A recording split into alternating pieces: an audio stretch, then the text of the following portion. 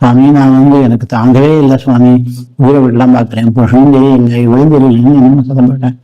சாமி என்ன இதுக்கெல்லாம் கத்துற நீ, என்ன பிரபாதம் சொல்லியிருக்காங்க, ஏன்னா நல்லா இருக்கு நீ பேசுறது, இத்தனை வருஷம்லாம் ஏதாவது சொன்னாங்களா, என் நன்றியே இல்லையா உனக்கு, ஒரு நாள் சொன்னதுக்காக தற்கொலை பண்ணிப்பாங்களா, இத்தனை நாள் இருந்ததுக்காக நீ உயிரோடு இருக்க வேண்டாமா, என்ன கிடக்க வச்சுட்டு இருக்கே நீ, ஏதோ அவங்க பேசியிருப்பாங்க, நீ என்ன பேசினியோ, என்ன முன்னால எல்லாம் என்ன பேசினியோ, நம்ம பேசுறது நமக்கு தெரியாது, அவங்க பேசுறது எனக்கு தெரியாது. சரி நீ போயிட்டேன்னு புருஷன் என்ன பண்ணுவோம், நீங்க தான் அதுக்குள்ள புகுந்து புறப்பட்டு பேசிட்டு இருப்பீங்க, சந்தோஷமா இருப்பீங்க, அவன் என்ன சாப்பாட்டுக்கு எல்லாத்துக்கும் மாட்டு பண்ண கேட்கணுமா, ஒன்னே வயசானா அவனை விட்டுட்டு போறேங்கிறைய நல்லாவா இருக்கு அப்படின்னு ஒன்னு அழுதேன். இது தாங்கவே முடியல.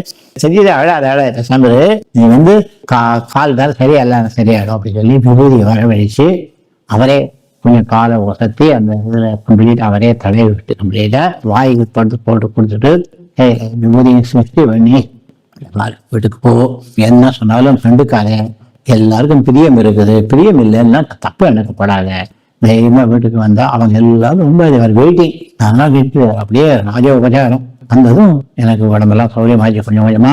அதுக்கப்புறம் இவங்க சுவாமி பக்கம் வருஷம் கூட்டிட்டு வரணும்னு சொல்லி இப்ப 2 வருஷமா நான் கூட்டிட்டு வரேன் சாமி.